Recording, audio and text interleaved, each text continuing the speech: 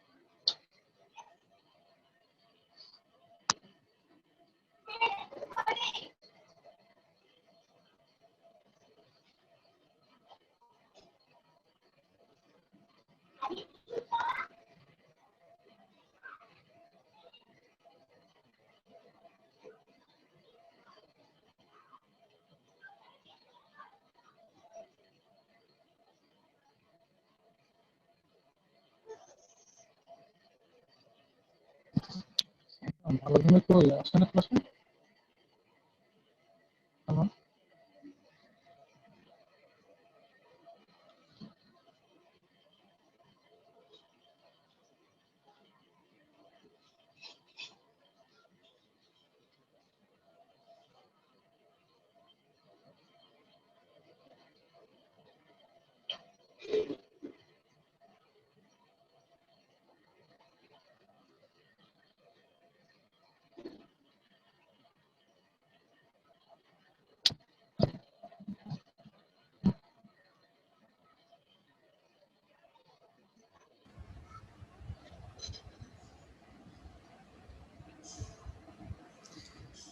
ওকে, আমরা যেখানে ছিলাম, সো জাকাত সম্পর্কে প্র্যাকটিক্যালি তো আমাদের অলরেডি আইডিয়া আছে, যেহেতু আমরা সবাই এখানে মুসলিম। সো সবাই আমরা কম বেশি জাকাতের সাথে পরিচিত, অনেকে জাকাত দিয়ে থাকি। সেই কারণে কেন জাকাত দেই এটি আসলে আমরা না পড়লেও সবাই মোটামুটি জানি, তাই না? ওকে, এখানে একটি আয়াত দেখা যাচ্ছে, দেখতে পাচ্ছেন?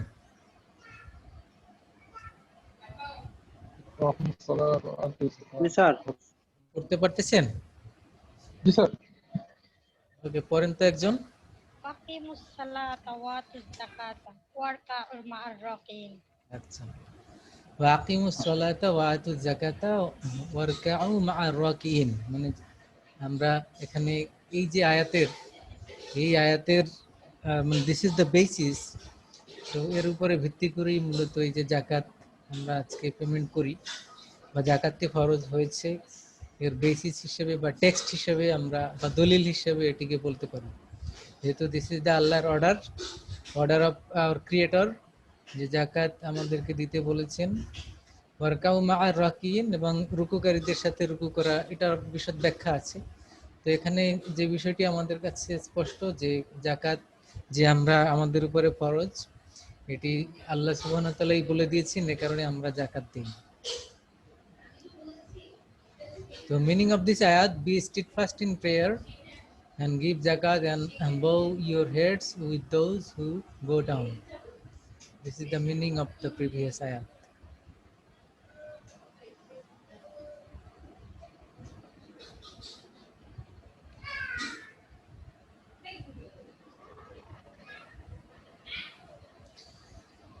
সো জাকাতটি মূলত কি বা এ নিয়ে যদি আমরা একটু কনসেপ্ট আলাপ করি, সো ইট ইজ সাদাকা, and sadaka is worship as means of spiritual purification. জাকাত কেন দেয়া হয়? আমরা সবাই জানি সম্পদকে পরিশুদ্ধ করার জন্য। So it is also the spiritual purification. এটা মুসলিম জুরিস্ট বলতে মুসলিম স্কলার্স তারা সবাই একমত যে যারা সেন পারসন, যারা অ্যাডাল্ট এবং যারা সেন, যারা ফ্রি এবং যাদের নিসাব পরিমাণ সম্পদ রয়েছে তাদেরকে জাকাত অব্লিগেটরি, মানে তাদেরকে জাকাত অবশ্যই পেমেন্ট করতে হবে। এবং এটাকে ক্লিনজিং প্রসেস কেন বললাম? কারণ এর মাধ্যমে সম্পদ পিউরিফাই হয়। কারণ আমাদের সকলের যাদের নিসাব পরিমাণ সম্পদ রয়েছে এর মধ্যে যারা পুর তাদের একটি পার্ট রয়েছে, সে তাদের পার্ট যখন দিয়ে দেয়া হয়, পেমেন্ট করা হয়, তখন এই আমার সম্পদ বা ইন্ডিভিজুয়াল প্রপার্টি এটা পিউরিফাই হয়। কারণে এটা ইট ইজ এ পিউরিফিকেশন প্রসেস বা ক্লিনজিং প্রসেস। এবং আমাদের সম্পদের মধ্যে যে গরিবদের একটি অংশ রয়েছে, তাদের হক রয়েছে, এটি এই আল্লাহ সুবহানাহু ওয়া তাআলা এই হক নির্ধারণ করে দিয়েছেন এবং কতটুকু পেমেন্ট করতে হবে সেটি তিনিই বলে দিয়েছেন। অন্য আয়াতে আমরা সেটি জানবো স্পষ্টভাবে যে জাকাত কতটুকু দিব, কিভাবে দিব, কাদেরকে দিব। আমরা সবাই জানি there are 5 pillars of Islam. ইসলামের পঞ্চস্তম্ভ সম্পর্কে আমরা সবাই জানি। সো জাকাত is one of the pillars. তো সেই ক্ষেত্রে আমরা যদি বলি জাকাতকে ডিফাইন করি, it is one of the 5 pillars of Islam. এই 5টি পিলারের মধ্যে নাম্বার 1 হলো শাহাদা। শাহাদা বলতে আপনারা সবাই জানেন যে আমরা সাক্ষ্য দিই। সো সেকেন্ড সালাহ, নামাজ, এটা সবাই জানেন। জাকাত হলো থার্ড, এন্ড ফাস্টিং তো আপনারা সবাই জানেন, রমজানের রোজা, এন্ড দ্য হজ, কিছুদিন আগে হজ গেল। সো এই যে 5টি স্তম্ভ, এর মধ্যে এই জাকাত one of the 5 pillars.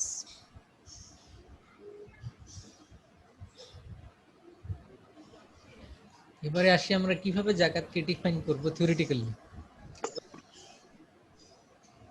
So it is one of the 5 pillars of Islam, already we know, and is the giving of a small percentage of one's possessions to charity, generally to the poor and needy. A small percentage বলতে এখানে 2.5% বা 40 ভাগের 1 ভাগ, 1/40। So যাদের নিসাব পরিমাণ সম্পদ রয়েছে তারা কতটুকু জাকাত দেবে? সারা বছরের ব্যয় বা টোটাল এক্সপেন্ডিচার বাদ দিয়ে যা থাকবে তার 2.5% বা 1/40, 40 ভাগের 1 ভাগ। 40 ভাগের 1 ভাগ মানেই হলো 2.5%।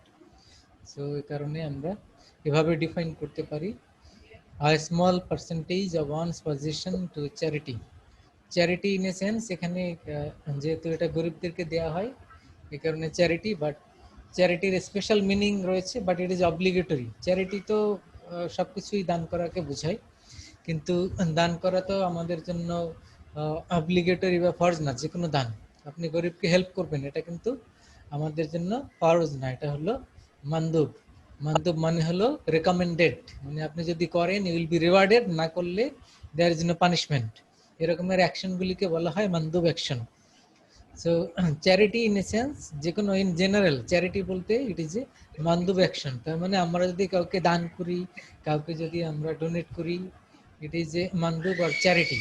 কিন্তু এই জাকাত is one kind of charity, but it is obligatory, মানে এটা আমাদের দিতেই হবে। and if somebody refrain from giving zakat, then it is a punishable act. তার মানে এটি একটি শাস্তিযোগ্য অপরাধ যদি কেউ জাকাত না দেয়। এবং যদি কেউ ডিনাই করে তার মানে তো তার বিশ্বাস, তার যে ফেইথ সেটাই থাকে না, কারণ ইট ইজ দ্য কোরআনিক আয়াত। সো কোরআনিক আয়াতের, কোরআনের যদি একটি হরফও কেউ ডিনাই করে তার তো বিশ্বাসই থাকে না।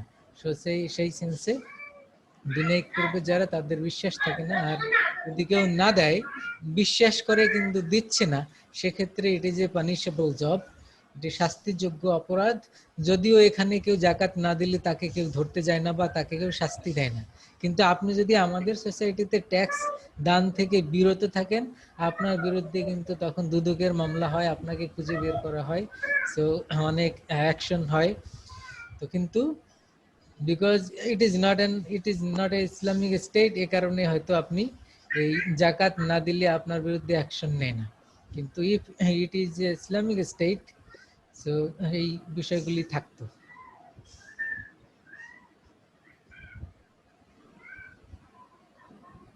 এভাবে আমরা ডিফাইন করতে পারি the portion of one's wealth which is designated for the poor, এভাবে জাকাতকে আমরা বলতে পারি। এবং জাকাত তো আরবিক ওয়ার্ড থেকে এসেছে, যার মিনিং হলো two purify or to blaze.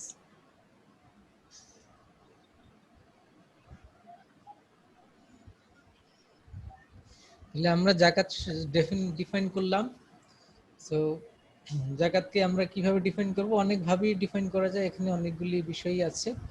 এর মধ্যে ইম্পর্টেন্ট হলো ইট ইজ, যেগুলি মনে রাখতে হবে যে ইট is one of the 5 pillars and it is a small percentage in the position of wealth, এবং এই যে পার্সেন্টেজ সেটি কত পার্সেন্ট বলে দিয়েছি, 2.5%। So who have wealth up to নিসাব, নিসাব অ্যামাউন্ট অফ ওয়েলথ যাদের রয়েছে, এবং এর মাধ্যমে we can purify our wealth.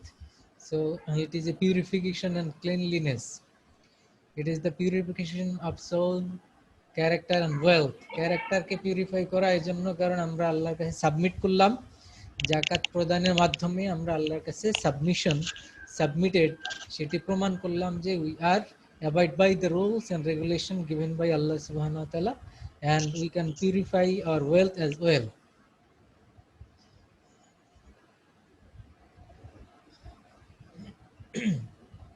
কার কোনো কোশ্চেন কমেন্ট আছে?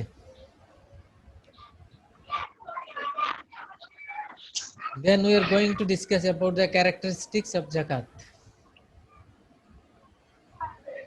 Characteristics গুলি কি কি? স্যার, Yes, হ্যালো, জি শুনতে পাচ্ছি, বলেন। নিশাব পরিমাণ সম্পদটা একটু ক্লিয়ার ভাবে যদি বলতেন স্যার। নিসাব পরিমাণ, নিশাব নিসাব পরিমাণ সম্পদ অ্যামাউন্ট যেটা অফ ওয়েলথ, ক্লিয়ার নিসাব অ্যামাউন্ট অফ ওয়েলথ হলো যে আপনারা সবাই জানেন it is measured by gold or silver. So sir বলতেছি যে ভরিতে নিশাব বললে, পরিমাণ সম্পদ স্যার, এটা একটু ক্লিয়ার পরিমাণ আছে। জি জি, সো যদি গোল্ডে আমরা বলি 7.5 তোলা, বা এখন তো ওইভাবে হিসাব করা হয় না, গ্রামে হিসাব করে গোল্ড, 85 গ্রাম, 85 গ্রাম গোল্ড যদি কারোর পজিশনে থাকে, 52.5 তোলা রূপা বা সিলভার। সো দুই ভাবেই আমরা এটা মেজার করতে পারি। তো এখানে একটি বিষয় হলো, সো এই রুলস যখন ইমপ্লিমেন্টেড হয়, কখন ইমপ্লিমেন্টেড হয়? ডিউরিং আওয়ার প্রফেট অ্যালাইভ, তিনি যখন জীবিত ছিলেন। সো কোরআন তো তার কাছেই এসছেন এবং তিনি এগুলি ইমপ্লিমেন্ট করেন। তো ওই সময়ে গোল্ড এবং সিলভারের প্রাইসের রেশিও ছিল 7.5 তোলা যেটা, আর 52.5 তোলা, এই দুইটার ভ্যালু সমান ছিল। You got the point? তার মানে এই যে 7.5 তোলা স্বর্ণ বলি আর 52.5 তোলা রৌপ্য বলি, এই দুইটার ভ্যালু তখন এই পরিমাণ গোল্ড 7.5 তোলা আর 52.5 তোলা সিলভার, এই দুইটার ভ্যালু টাকার অঙ্কে was the equal amount. But nowadays in our society, sir একটু স্যার আমাদের মনে হচ্ছে অনেকেরই মাল্টিস্যুটা অন করা, যে কারণে স্যার সবাই আপনার কথা একটু মাঝখানে ইয়ে করেন, নয়টা আমি মিউট অল দিয়ে দিলাম, সবাইকে মিউট করে দিলাম, কথা বলার সময় আনমিউট করে নেবেন। ওকে, তো আমরা যেটা বলছিলাম যে এই যে গোল্ড আর সিলভার এই পরিমাণ যদি কারোর থাকে, কোন পরিমাণ, যে গোল্ডের অ্যামাউন্ট বললাম 85 গ্রাম। আচ্ছা, এখন টাকার অঙ্কে 85 গ্রামের দাম কত? এখন বর্তমান বাজার দর কত বলতে পারবেন? স্যার ভরি হিসাব করলে স্যার 70,000 লাস্ট উইক। এক ভরিতে কত হয় সেটা স্যার আমার জানা নেই। 85 প্রায় গ্রাম 6 লাখ আমরা টাকা যদি স্যার। পার গ্রাম যদি আমরা 5,000 টাকা ধরি, 4,900 বা 800 এরকম হবে। তো 85 গ্রাম 4,25,000, বর্তমানে 4 লাখ ধরি আমরা। তো 4 লাখ টাকা হলো নিসাব পরিমাণ সম্পদ, মানে বর্তমান বাজার দর। এটা হলো গোল্ড স্ট্যান্ডার্ড যদি আমরা হিসেব করি। 4 লাখ টাকা যদি কারোর থাকে সারা বছরের ব্যয় বাদ দিয়ে, সারা বছরের ব্যয় বলতে আপনি তো ইনকাম করেন, খরচ করেন, এই খরচ তো যেটা হয়ে গেছে ওটা তো আর আপনার কাছে নাই। এখন আপনার কাছে সেভিংস ইন ক্যাশ আর সেভিংস ইন গোল্ড আর সিলভার, যদি এটা আপনার equivalent to 4 lakh plus minus এরকমের একটি অ্যামাউন্ট হয়, then you are eligible to pay zakat.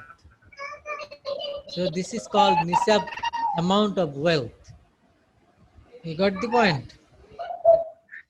এখন যদি আমরা সিলভার হিসাব করি, সিলভার হিসাব করলে সিলভারের প্রাইস এখন কম, তো সেই হিসাবে কিন্তু 4 লাখ আসে না, সেই হিসাবে কত 70,000 ম্যাক্সিমাম এরকম আসতে পারে। তো সেক্ষেত্রে আমরা ওই পয়েন্ট অফ ভিউ থেকে সিলভার যদি আমরা বলি, সিলভার বললে যার 70,000 টাকা আছে সারা বছরের ব্যয় বাদ দিয়ে, মানে প্লাস মাইনাস, এক্সাক্ট অ্যামাউন্ট না, আমি আনুমানিক বললাম 70,000 প্লাস মাইনাস। তো এই পরিমাণ যদি থাকে সেক্ষেত্রে আমরা কি বলবো, তার নিসাব পরিমাণ সম্পদ রয়েছে। You got the point? তাহলে এখন প্রশ্ন হলো আমরা কোনটিকে স্ট্যান্ডার্ড ধরবো, আমরা কি সিলভার ধরবো নাকি আমরা গোল্ড ধরবো? গোল্ড ধরলে তো আপনার থাকতে হয় 4 লাখ, সিলভার ধরলে দেন আপনার 70,000 প্লাস মাইনাস হলেই আপনাকে you are eligible to pay যাকাত। কোনটি ধরবেন সেটি হলো কোশ্চেন। তো সেক্ষেত্রে আমরা কি বলেছি, দুটি ইকুয়াল ছিল এক সময়, তার মানে দুটি, যে মানে 4 লাখ হলে ওইটাও 4 লাখ, 70 হলে ওইটাও 70, এরকমের ইকুয়াল অ্যামাউন্ট ছিল কখন, during the Islamic state prevail আর regime of Islamic state. Islamic state বা ইসলামিক রেজিম যখন ছিল তখন এই দুইটার ভ্যালু সমান ছিল। তো এখন প্রশ্ন হলো যে এটি কেন ডিফার করলো, আলাদা কেন হলো? এটা অনেক বিশদ আলোচনা, আমি জাস্ট এক কথায় বলবো, সেটি হলো যে এক সময় আমাদের এই যে কারেন্সির স্ট্যান্ডার্ড ছিল গোল্ড আর সিলভার আর মেটাল কারেন্সি, আর এখন আমাদের কারেন্সির স্ট্যান্ডার্ড হলো ডলার। এবং আমাদের দেশ সহ সারা বিশ্বে এখন রিজার্ভ হিসেবে ডলারকে মেনটেন করা হয়। ইউরোপে যেমনি আবার তারা ইউরো মেনটেন করে, সেই ইউরোপীয় ইউনিয়ন বাদ দিয়ে অল ওভার দ্য ওয়ার্ল্ড আর ফলোইং দ্য ডলার স্ট্যান্ডার্ড। আমাদের দেশেও টাকার এগেইনস্টে এখন কি রাখা হয়, সেটি হলো ডলার। বিফোর দ্যাট এক সময় ছিল যখন এই কারেন্সি স্ট্যান্ডার্ড হিসেবে গোল্ড আর সিলভার ইউজ করা হতো, সেই সময়ে এটি গোল্ড আর সিলভারের ভ্যালু সমান ছিল। কিন্তু ওভার দ্য টাইম যখন আমরা এই ফিয়েট কারেন্সিতে আসি, মানে মেটাল কারেন্সি বাদ দিয়ে যখন আমরা এই পেপার কারেন্সিতে আসি, তখনই এই ভ্যালু চেঞ্জটা শুরু হয় এবং এখন এসে দুইটার তফাৎ অনেক বেশি। You got the point? এটি হলো একটি কারণ। তাহলে এখন সেটি অনেক বিশদ আলোচনা, ওদিকে আমরা যাচ্ছি না। আমাদের রেলিভেন্ট কোশ্চেন হলো যে আমরা তাহলে গোল্ড স্ট্যান্ডার্ড অনুযায়ী 4 লাখ আর সিলভার স্ট্যান্ডার্ড অনুযায়ী 70 প্লাস মাইনাস 1000, তাহলে আমরা কোনটিকে ধরে আমরা যাকাত হিসাব করব বা নিসাব পরিমাণ ওয়েলথ ক্যালকুলেট করব? আপনি যে কোনো একটাই ধরতে পারেন, ইউ আর ইনডিফারেন্ট। আপনি যদি মনে করেন যে গোল্ড ধরে আমি হিসাব করব কোনো সমস্যা নাই। আপনি যদি মনে করেন না আমি সিলভার ধরে কাউন্ট করব, কোনো সমস্যা নেই, ইট ইজ অ্যাকসেপ্টেবল। আপনি যে কোনো একটাই ধরে হিসাব করে নিসাব পরিমাণ আপনার সম্পদ আছে কিনা এটা আপনি চিন্তা করতে পারেন। বিকজ এখন তো ইসলামিক স্টেট নাই, যার কারণে ভ্যালুর ডিফারেন্স থাকবে। আর আপনাকে তো এখানে কেউ চার্জও করছে না যে আপনি কেন দিচ্ছেন কি দিচ্ছেন না। বাট ইউ আর ইনডিফারেন্ট, যেহেতু দুইটিই আমাদের টেক্সটে রয়েছে। তাহলে নিসাব পরিমাণ ওয়েলথ ক্লিয়ার? Yes, sir. এখানে আরেকটু ক্লারিফিকেশন দরকার, সেটি হলো আমরা যে গোল্ডের কথা বললাম 4 লাখ, তাই না? গোল্ড এটি তো এখন মেয়েদের তো অর্নামেন্টস হিসেবে গোল্ড থাকে, তো সেক্ষেত্রে কি হবে? তো যাদের অর্নামেন্টস ফর ইউজ পারপাস সেটি এর বাইরে। আর যদি ইউজ পারপাসে না হয়, লকারে রেখে দেন ফর সিকিউরিটি পারপাস, আপনি ইউজ করেন না যদিও অর্নামেন্টস, সেটিও এটা এই 4 লাখ ক্যালকুলেশনের মধ্যে আসবে। You got the point? কারো মনে করেন 10 লাখ টাকার গোল্ড আছে, বাট সে এটা ইউজ পারপাসে তার আছে এবং এগুলো ইউজ করে বিভিন্ন অকেশনে মাঝে মধ্যে, তাহলে এই 10 লাখ টাকা হলেও সেটি জাকাতের ওই নিসাবের মধ্যে আসবে না। আর যদি এরকম হয় সিকিউরিটি পারপাসে কিনে রেখে দিলাম, এটি যে gold bar or ornaments whatever, যে কিনে রেখে দিলাম যে এমার্জেন্সি সিচুয়েশনে বিক্রি করে দেয়া যাবে, সিকিউরিটি হিসেবে থাকলো, এটি বাসায় থাকুক অথবা ব্যাংকের লকারে থাকুক, তখন যেহেতু আমার এইটা হোল্ডিংটা হলো security purpose not for ornaments, তো সেক্ষেত্রে এটা অর্নামেন্টস হিসেবে থাকুক আর বার হিসেবে থাকুক, it will be considered as নিসাব wealth. You got the point? সবাই বুঝছেন? তাহলে নিসাবের হিসাবটা clear?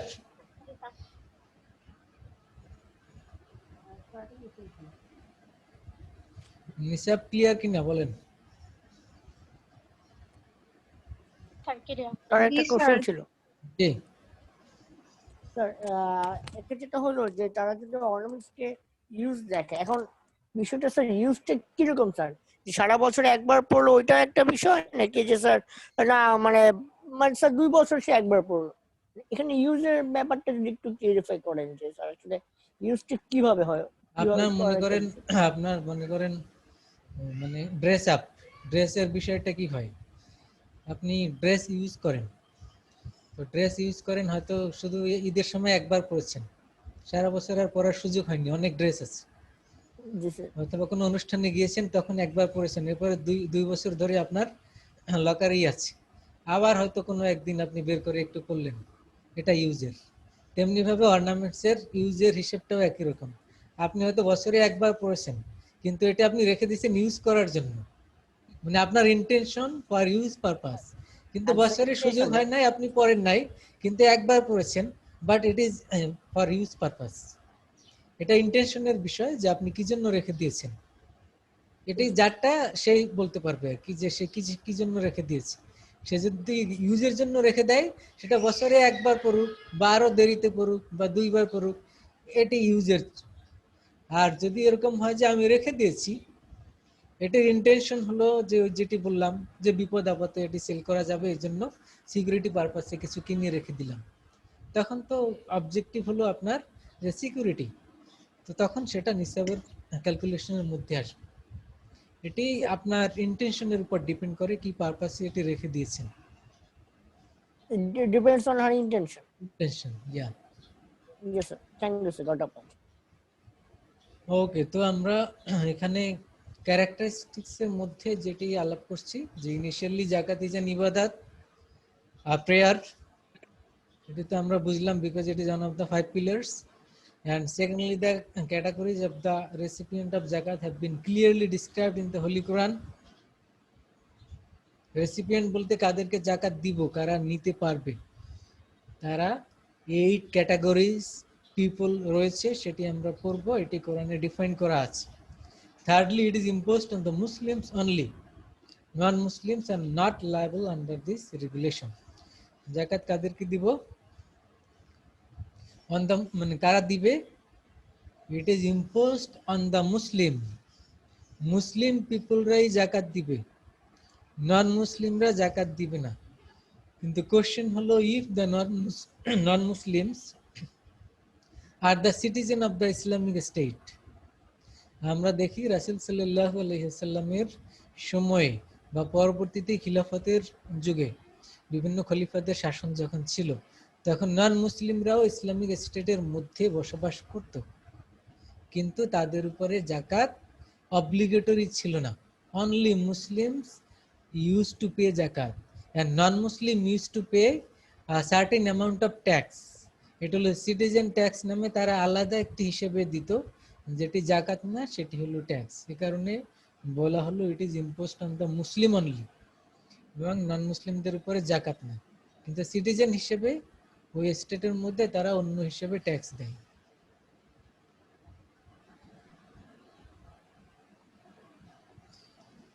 And finally, zakat in practice is a financial payment. এটি ফাইন্যান্সিয়াল পেমেন্ট কেন? কারণ আমরা তো এটি টাকার অঙ্কে মেজার করতে পারি।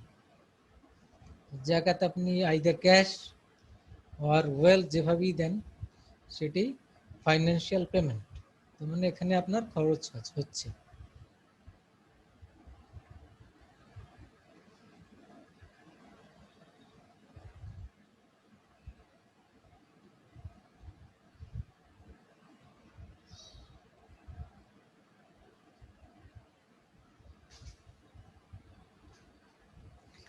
Then we will discuss about the importance of zakat. এর গুরুত্ব কতটুকু, significance or importance. So first of all, test of faithfulness. So it is test of faithfulness, তার মানে আমাদের ঈমান আছে কিনা তার একটি বড় প্রমাণ বা টেস্ট হলো যে আমরা জাকাত দিচ্ছি কিনা আমাদের নিসাব পরিমাণ সম্পদ থাকা সত্ত্বেও। So it is a test of faithfulness. যদি কেউ জাকাত না দেয়, তার মানে দ্যাট ইন্ডিকেট যে তার আসলে ঈমান আছে কিনা সেটাই কোশ্চেনের সম্মুখীন। যদি ডিনাই করে তাহলে ঈমান নাই, আর যদি ডিনাই না করে সেক্ষেত্রে ঈমান আছে, but it will be a sinful act. মনে করেন কেউ যদি নামাজ না পড়ে, তাহলে কি হয়, মানে ঈমান কি চলে যায়? নামাজ না পড়লে ঈমান চলে যায় কিনা? না স্যার। ঈমান থাকে, but it is a punishable job. আর যদি ডিনাই করে যে না নামাজ পড়া দরকার নাই, তাহলে ঈমান থাকে না। তেমনি ভাবে টেস্ট অফ ফেথফুলনেস, যদি কেউ ডিনাই করে জাকাত দিব না, এটা এক জিনিস, যে এই যে দিচ্ছে না এক জিনিস, আর ডিনাই করা এটি আর এক বিষয়। অব্লিগেটরি অন উম্মাস অফ অল প্রফেট। অব্লিগেটরি তো আমরা কেন বললাম অব্লিগেটরি? উম্মার জন্য obligatory, for Muslim Umma. Obligatory মানে ফার্জ, যেটি ম্যান্ডেটরি, সকল মুসলমানদেরকে দিতে হবে। সাইন অফ বিলিভার্স, যারা যাকাত দেয় আমরা বুঝতে পারবো they are the believers. Cooperation, it is one kind of cooperation among the rich and poor. ধনীরা জাকাত দেবে, গরিবরা এটা পাবে। So it is one kind of cooperation among themselves. Eradication of social evils. Social level তো আমাদের সোসাইটিতে এর অভাব নেই। সো এই সোশ্যাল এভিলকে এরাডিকেট করাটা one of the objective. So আমরা কি করি? জাকাতের মাধ্যমে, আগেই তো বলেছি যে এর মাধ্যমে আমরা ওয়েলথকে পিউরিফাই করি। সো সোশ্যাল লেভেল, সোসাইটিতে যে খারাপ দিকগুলি আছে সেগুলি এর মাধ্যমে দূর হয়। কারণ আমাদের বর্তমান সোসাইটিতে আমরা দেখি people are rushing behind accumulating wealth, সবাই সম্পদ বেশি বেশি বাড়ানোর পেছনে ছুটছে। কিন্তু জাকাতের কনসেপ্টটা হলো তার উল্টা, যে ইউ আর ডিস্ট্রিবিউটিং, যে আপনি দিচ্ছেন, তার মানে এভিলগুলি, সোসাইটিতে যত রকমের করাপশন, এভিল, খারাপ দিকগুলি আছে সেগুলি এর মাধ্যমে দূর হয়। Circulation of wealth, rich poor gap আমাদের সোসাইটিতে আমরা দেখতে পাই, because wealth is not properly distributed. এবং জাকাতের মাধ্যমে আমরা দেখি ধনীর সম্পদ, the wealth of rich people are distributed among the poor.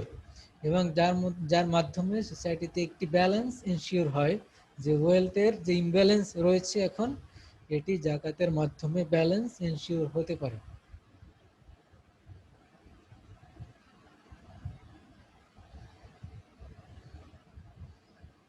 এটিগুলো practical দিক, ইম্পর্টেন্স, এবং কোরআন এবং হাদিস এর রেফারেন্স যদি আমরা দেখি, যে কেন আমরা জাকাত দিব, এর ইম্পর্টেন্স, গুরুত্ব কেন, বিকজ এটা আল্লাহ সুবহানাহু ওয়া তাআলা আমাদেরকে ফরজ করেছেন। এবং সেই টেক্সটগুলি যদি দেখি আমরা, establish regular prayer and give জাকাত, ওই যে আয়াতটি আমরা পড়েছিলাম, সো সেটি একটি টেক্সট এর reference. Then be dedicated or steadfast in prayer, এটি আরেকটি আয়াত। সো এগুলি হলো আমাদের রেফারেন্স, যে কেন আমরা জাকাত দিব, কেন এটি ফরজ, এর ইম্পর্টেন্স কি। আর আগের যেগুলি বলেছি সেগুলি হলো প্র্যাকটিক্যাল দিক, সোসাইটাল আসপেক্ট। আর এই আয়াতগুলি হলো এর কোরআন এবং হাদিসের রেফারেন্স।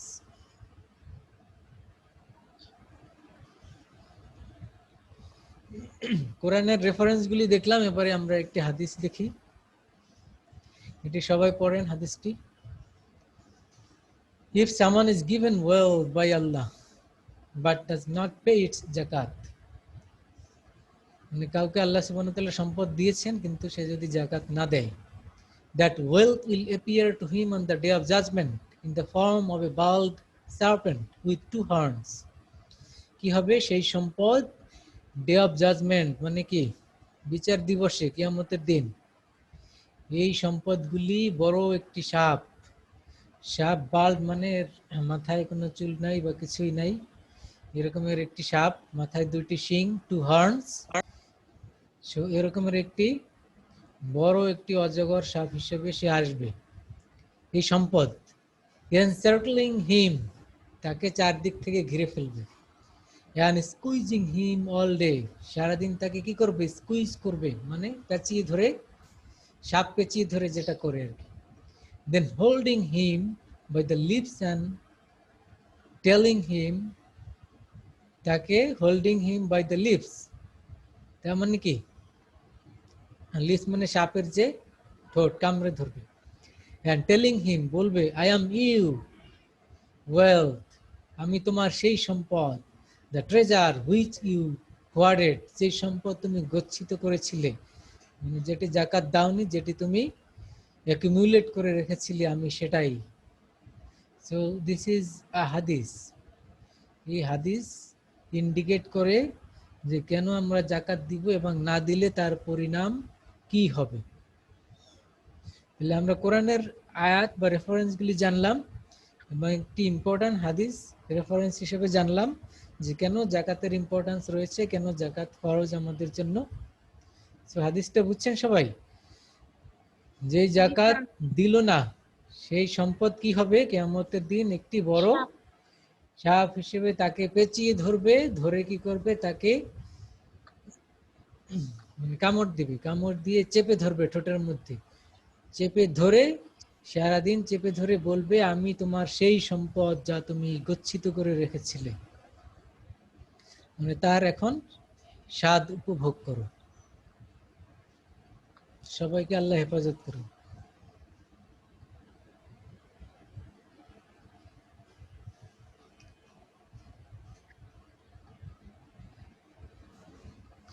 এরপরে আমরা আসি রিকোয়ার্ড ইনকামবেন্ট টু পে জাকাত, কারা জাকাত দেবে, এর জন্য কি কি ক্রাইটেরিয়া। মুসলিম হতে হবে, নো ডাউট, আমরা তো জানি।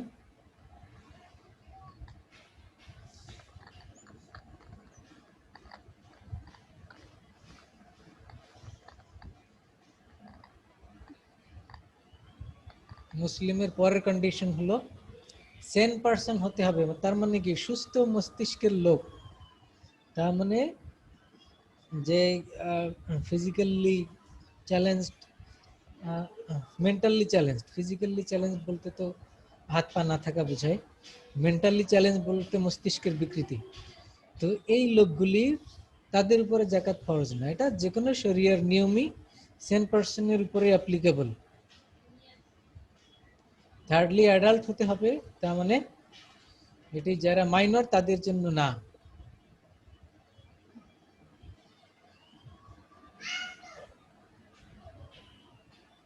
ফুল ownership of the wealth subject to জাকাত।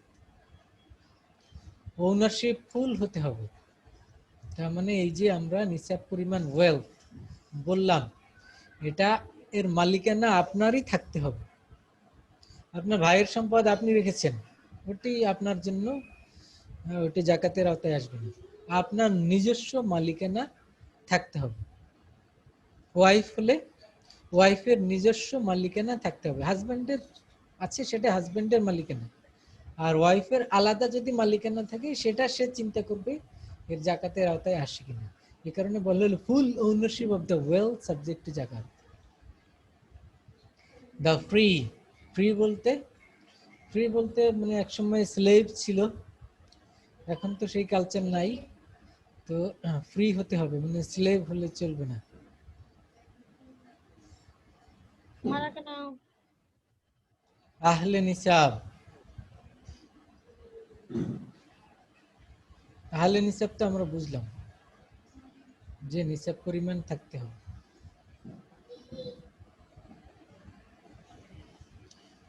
তাহলে কারা জাকাত দিবে ক্লিয়ার, যে পয়েন্টসগুলি বললাম? স্যার। আচ্ছা, তাহলে এবারে আমরা দেখব এন্টাইটেল টু রিসিভ, মানে কারা জাকাত পাবে বা গ্রহণ করতে পারবে। এই আয়াতের মধ্যে ক্লিয়ারলি বলে দেয়া আছে 8টি খাত। সবাই দেখতে পাচ্ছেন আয়াতটি? ইন্নামা সাদাকাতু লিল ফুকারা ওয়াল মাসাকিন। এই যে ফুকারা মাসাকিন এরকমের 8টি খাত বলা আছে, সেই 8টি খাত কি কি আমরা দেখি। ওটা ট্রান্সলেশন হলো দ্য পুয়ার, যে ফুকারা বললাম আরবিক, দ্য নিডি মাসাকিন, দ্য জাকাত collector, the slaves to buy their freedom, those whose hearts you seek to win, those who have crippling debts or loss of property, the warrior in the cause of Allah and the needy traveler. এখানে 8টি খাত বলা আছে, এদেরকেই জাকাত দেয়া যাবে অথবা এরাই জাকাত গ্রহণ করতে পারবে। এগুলি আমরা একটু ডিটেইলসে দেখি। নাম্বার 1 কি বললাম? পুয়ার। পুয়ার কারা আর মিসকিন কারা? পুয়ার মিসকিনের ডিফারেন্স বুঝেন? জি স্যার। বলেন তো। পুয়ার হচ্ছে যারা চলতে পারে, খাইতে পারে এরকম, আর মিসকিন হচ্ছে যার চলার খাওয়ার কোনো সামর্থ্য নাই।